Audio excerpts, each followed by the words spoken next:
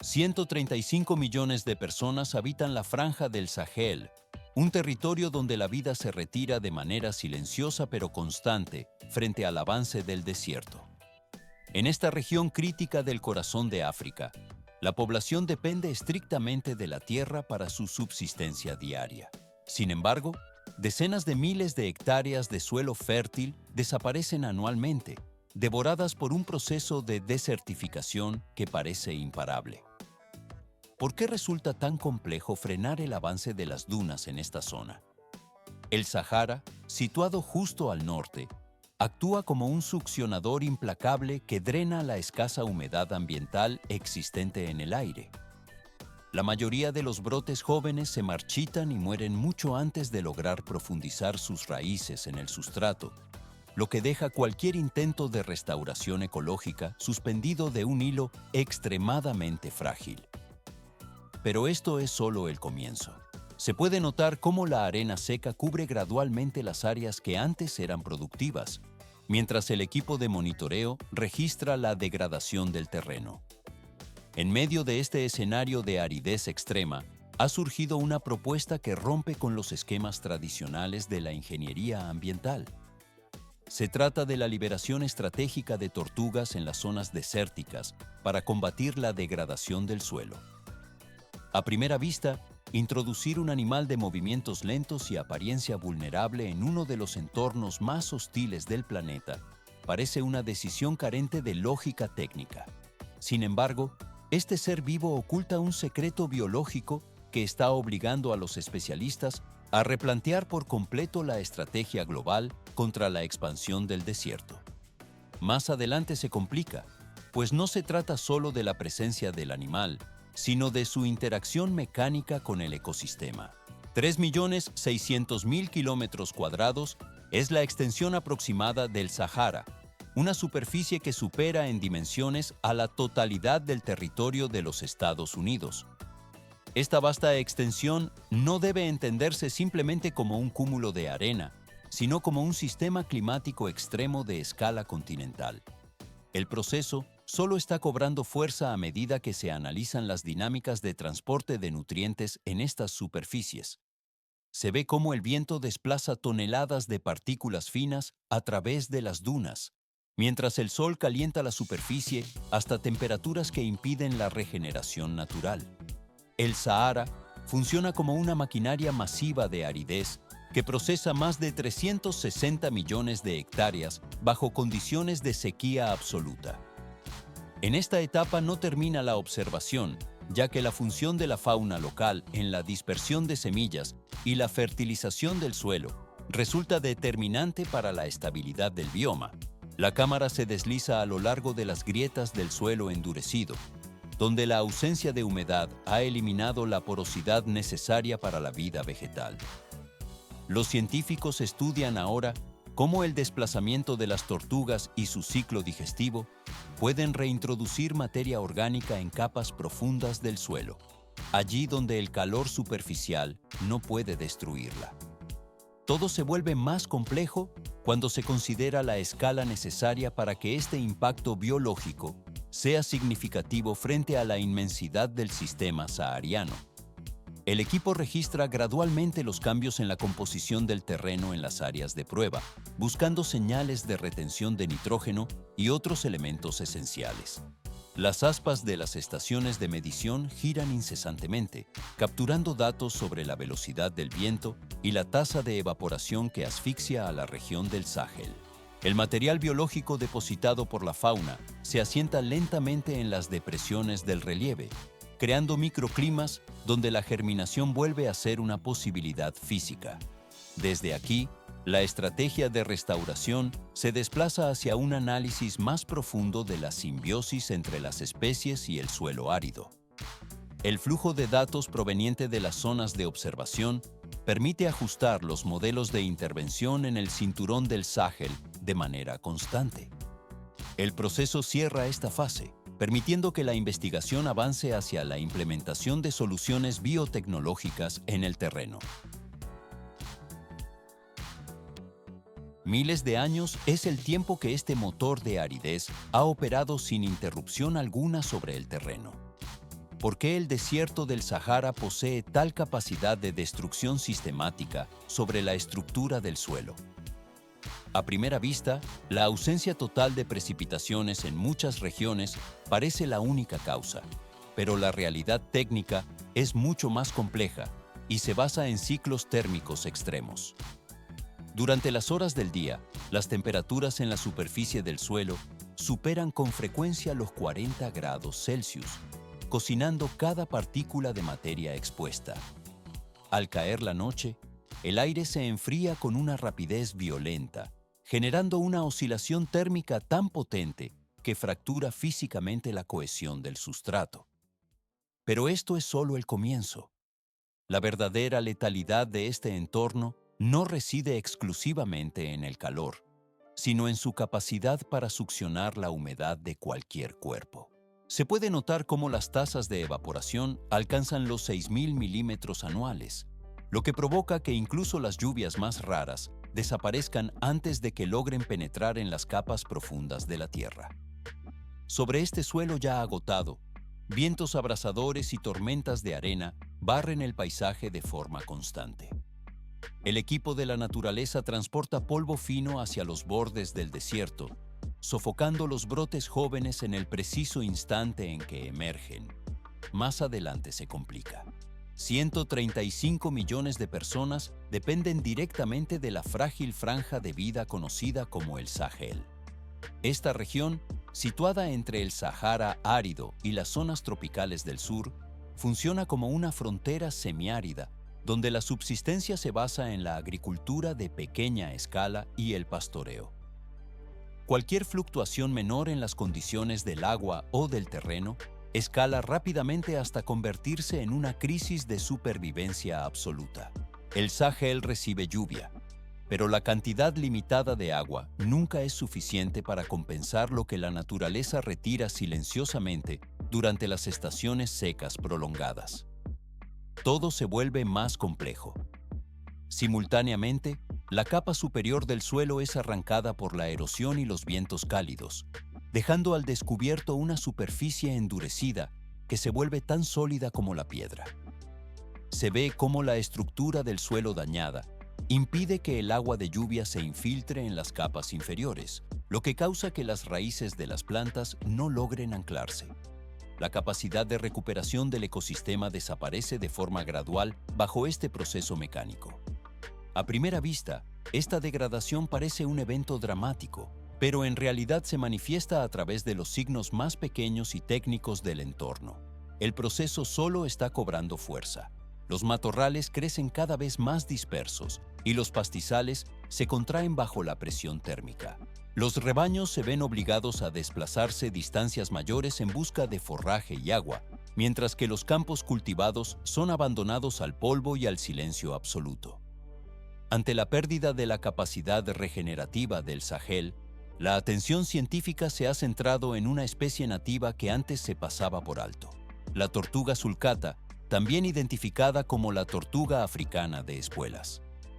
Esta especie solía estar distribuida por toda la región, pero el pastoreo excesivo y la pérdida de hábitat han reducido su presencia a solo el 16% de su territorio original. Transición al siguiente nivel. La desaparición de estas tortugas provocó la pérdida de las funciones ecológicas que desempeñaban, acelerando la degradación del terreno de forma inmediata. ¿Podría un animal de movimiento tan lento marcar una diferencia real en un entorno desértico tan hostil? La propuesta de reintroducción sonaba implausible al principio debido a la velocidad del espécimen. Sin embargo, es precisamente su adaptación biológica durante millones de años a la aridez lo que permitió su selección para programas de conservación, especialmente en Senegal. Se puede notar cómo el equipo de biólogos ha trabajado en la reubicación de estos ejemplares con precisión técnica. Desde mediados de la década de 2000, diversas organizaciones internacionales y locales han ejecutado esfuerzos de reintroducción en la región de Ferlo. Los registros técnicos muestran tasas de supervivencia elevadas y señales claras de una reintegración natural en el ciclo del ecosistema. Aunque estas iniciativas todavía no se catalogan como una solución a gran escala contra la desertificación, han permitido abrir una perspectiva científica completamente nueva sobre la restauración de suelos. La observación de estos procesos biológicos sugiere que la recuperación es posible mediante la reincorporación de elementos clave en la cadena. El material biológico comienza a estabilizar las zonas de transición mientras el proyecto avanza hacia su fase posterior. 8.000 kilómetros de longitud. Esa es la extensión total proyectada para la Gran Muralla Verde, una iniciativa de restauración que atraviesa el cinturón del Sahel desde Senegal. ¿Por qué se optó inicialmente por un proyecto de tal magnitud tecnológica y logística en lugar de soluciones biológicas? La respuesta reside en la urgencia por detener la degradación de la Tierra a una escala continental, lo que llevó a la Unión Africana a lanzar en el año 2007 esta ambiciosa apuesta por la recuperación del suelo a lo largo de toda la región. Pero esto es solo el comienzo. Se puede notar cómo el terreno en el Sahel suele estar tan compactado por el calor extremo que se transforma en una costra sólida similar al hormigón. Esta superficie endurecida bloquea por completo la entrada de agua de lluvia, provocando que la capa fértil superior sea arrastrada por el viento sin resistencia alguna. El proceso solo está cobrando fuerza. A primera vista, la reintroducción de una especie nativa como la tortuga sulcata parece un esfuerzo de conservación menor, pero en realidad, este reptil actúa como un motor de restauración de funciones ecológicas fracturadas durante décadas. Lo que despertó el interés de los científicos no fue la resistencia física del animal, sino una conducta ancestral grabada en su instinto por millones de años: la excavación. Con extremidades delanteras robustas que poseen la forma de palas naturales, estas tortugas perforan la tierra con una fuerza constante. Más adelante se complica. Túneles de entre 3 y 9 metros de profundidad son excavados por los ejemplares adultos, alcanzando en ocasiones varios metros de longitud horizontal bajo la superficie. Estas estructuras subterráneas no solo garantizan la supervivencia del reptil frente al clima árido, sino que desempeñan una función técnica indispensable para el ecosistema. Se ve cómo la tortuga rompe la estructura del suelo, removiendo y aflojando las capas compactadas. Este movimiento de tierra genera aberturas que los seres humanos solo podrían replicar mediante el uso de maquinaria pesada. Todo se vuelve más complejo. Cada madriguera se transforma en una cámara de respiración para la geografía local, facilitando que el agua de las precipitaciones se infiltre en los estratos profundos. Esto optimiza la circulación del aire por debajo del nivel del suelo de manera drástica.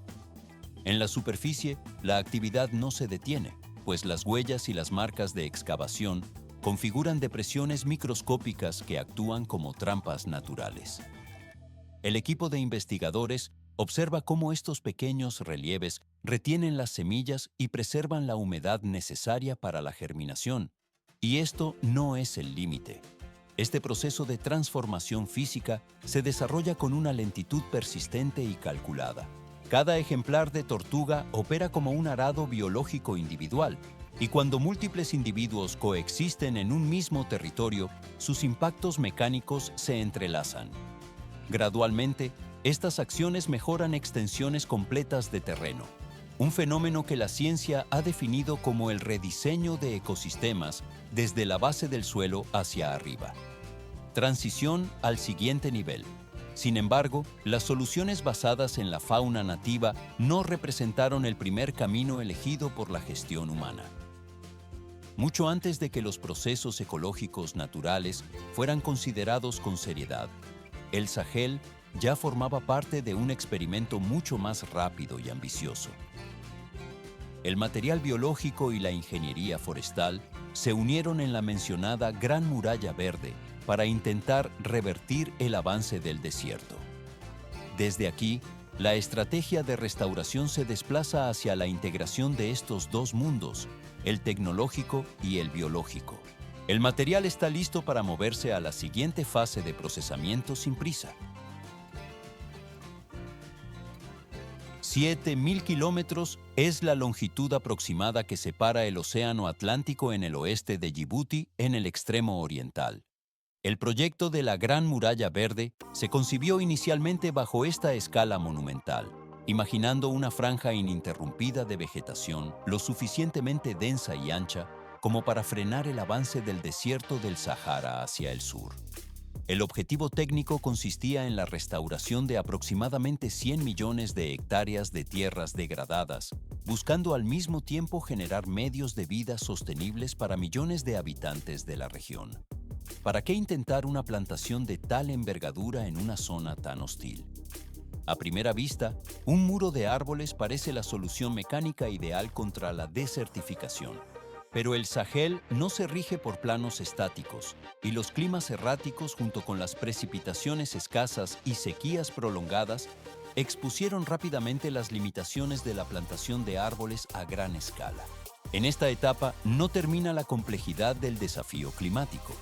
Los informes internacionales indicaron que hacia finales del año 2023 solo se habían alcanzado entre el 15 y el 20% de los objetivos totales previstos.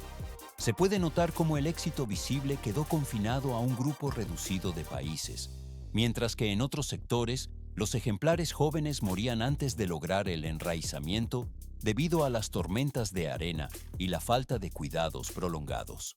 El equipo de gestión observó que, en ciertas áreas, las comunidades locales se vieron obligadas a arrancar los árboles para obtener leña, utilizándola como su único recurso de supervivencia.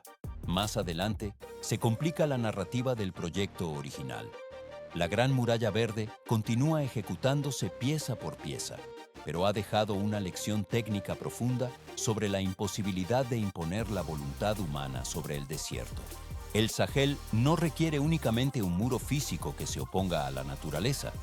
Parece un proceso simple de ingeniería forestal, pero en realidad demanda soluciones que se adapten y se muevan en sincronía con el ritmo del terreno. Mientras la Gran Muralla buscaba redibujar los límites del desierto en un mapa, la tortuga sulcata comienza a remodelar el paisaje de una forma distinta, avanzando paso a paso bajo la superficie del suelo. Se ve cómo las huellas de estos animales se imprimen gradualmente en las arenas, generando un impacto que se extiende mucho más allá de los sitios que habitan físicamente. El proceso solo está cobrando fuerza. Las zonas frecuentadas por las tortugas emergen como puntos de anclaje ecológicos, donde la vida retorna con mayor antelación que en el entorno circundante. La vegetación se regenera primero en estos puntos, formando parches verdes capaces de estabilizar el sustrato mineral. Los insectos aparecen progresivamente, seguidos por pequeños herbívoros y depredadores de nivel inferior en la cadena. Se puede notar cómo se estructura una secuencia de recuperación biológica ordenada y clara, aunque no sea simultánea ni dramática. Los científicos definen este fenómeno como restauración agrupada en lugar de recuperación a gran escala. Todo se vuelve más complejo en un entorno tan riguroso. Son precisamente estos focos dispersos de vida los que determinan la capacidad de resistencia de un ecosistema completo. Las tortugas sulcata no reverdecen el Sahel de manera inmediata ni revierten la desertificación a corto plazo. En lugar de eso, realizan una tarea mecánica silenciosa que evita el colapso total del sistema, permitiendo que los procesos naturales sigan su curso. Pero esto es solo el comienzo.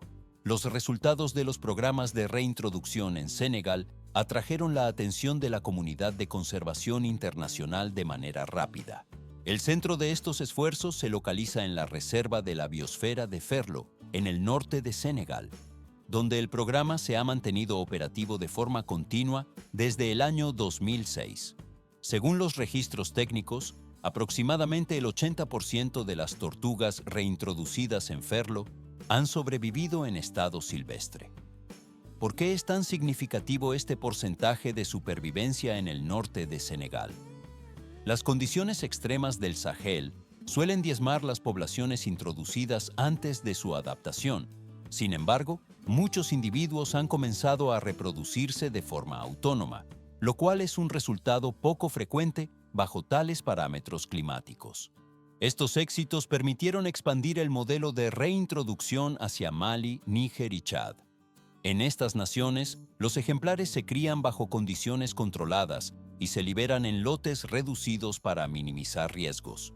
La reintroducción ya no busca solo salvar una especie de la extinción, sino que forma parte de un enfoque de restauración ecológica nativa donde los vínculos naturales más pequeños generan impactos resilientes. El Sahel también fue el hogar de animales más grandes y veloces que desaparecieron por completo en el pasado. Antes del retorno de las tortugas, el oryx de cuernos de cimbra simbolizaba las praderas semidesérticas hasta que fue empujado al borde de la desaparición por la caza y la expansión ganadera. A finales del siglo XX, el oryx se consideró oficialmente extinto en estado silvestre, existiendo solo en instalaciones de cría en cautividad. No fue hasta el año 2008 cuando se inició un esfuerzo en Chad para devolver a estos animales a su territorio original. Tras años de preparación técnica, en el año 2016 se liberaron los primeros 25 ejemplares en la naturaleza. Transición al siguiente nivel. Contra los pronósticos más reservados, nacieron crías durante el primer año de liberación, marcando la primera reproducción natural tras décadas de ausencia total. La población comenzó a crecer de forma sostenida, hasta superar los 600 individuos en el año 2023. En el año 2024, el estatus de la especie se modificó de extinta en libertad a especie en peligro, representando uno de los hitos de conservación más raros de la historia moderna. Se puede notar cómo el retorno del oryx contribuye a la restauración del suelo mediante sus pezuñas, que crean pequeñas depresiones capaces de retener agua. El equipo observa que su estiércol añade materia orgánica esencial al terreno. A pesar de que las tortugas excavan el suelo y los antílopes recuperan rutas migratorias, el Sahel todavía requería una pieza final en su estructura biológica. Hacía falta una especie lo suficientemente veloz para conectar los focos de vida dispersos por el territorio. Esa especie es el avestruz del norte de África, el ave corredora más rápida del mundo, que había desaparecido de gran parte de la región por la degradación de su hábitat. En el año 2016 comenzaron los esfuerzos oficiales para su retorno en Chad y Níger. Los ejemplares se criaron en condiciones de semilibertad y se monitorizaron estrictamente antes de su liberación definitiva al medio natural. Los resultados iniciales mostraron tasas de supervivencia de alrededor del 85%, confirmando que las aves conservan su capacidad para enfrentar el rigor climático. Su regreso ha provocado cambios sutiles pero medibles en la mecánica del paisaje. Mientras los avestruces se desplazan y buscan alimento, alteran el suelo endurecido dejando pequeñas cavidades donde se acumula el agua de lluvia. Al igual que sucede con las tortugas y los oryx, estas aves no luchan contra el avance del desierto de manera frontal. Simplemente ayudan a que el Sahel recupere sus funciones operativas de la manera en que la naturaleza las diseñó originalmente. El flujo de restauración biológica se mantiene en movimiento constante hacia las fases posteriores de recuperación del ecosistema. Un solo milagro no salvará el Sahel, ni tampoco las hileras de árboles trazadas de forma artificial sobre un mapa o los proyectos masivos impuestos desde el exterior. ¿Por qué las intervenciones a gran escala suelen fracasar en este entorno extremo? Una planificación rígida ignora la dinámica del suelo, mientras que la recuperación real surge de los procesos biológicos que ocurren bajo la superficie. Si esta tierra aún conserva una oportunidad de restauración, esta provendrá directamente de las criaturas que una vez pertenecieron legítimamente a este ecosistema. Las tortugas sulcata perforan el suelo endurecido con sus extremidades, creando refugios que retienen la humedad y despiertan la vida desde las profundidades de la tierra. Pero esto es solo el comienzo. Se puede notar cómo estas excavaciones actúan como microclimas donde las semillas logran germinar lejos del sol abrasador. El oryx de cuernos de cimitarra reconecta las antiguas rutas de migración que habían sido interrumpidas por décadas. Más adelante se complica, ya que estos movimientos no son aleatorios, sino que permiten traer los pastos de vuelta a la superficie mediante el pisoteo y la fertilización natural. A primera vista, El paso de un animal parece un evento irrelevante, pero en realidad es el mecanismo que activa el ciclo de nutrientes en suelos agotados. Avestruces del norte de África vinculan ecosistemas fragmentados a través de sus desplazamientos constantes y resistentes por el territorio. El proceso solo está cobrando fuerza. Estas aves actúan como vectores de dispersión, transportando material genético vegetal a través de vastas extensiones de arena y matorral. Cada especie individual genera únicamente un impacto pequeño en su entorno inmediato. Todo se vuelve más complejo cuando estos efectos se sitúan en el contexto adecuado, donde los impactos individuales comienzan a restaurar el ritmo natural del Sáhel de forma colectiva. Se ve cómo el ecosistema recupera gradualmente su capacidad de autorregulación sin necesidad de maquinaria pesada. La lucha contra la desertificación no consiste en una batalla frontal contra la naturaleza, sino en un proceso técnico de reparación de los vínculos que han sido rotos. En esta etapa no termina el trabajo, pues la restauración requiere una observación minuciosa de los ciclos biológicos. A veces, para salvar un paisaje completo, lo que se requiere no es la aplicación de fuerza industrial, sino el ejercicio de la paciencia técnica.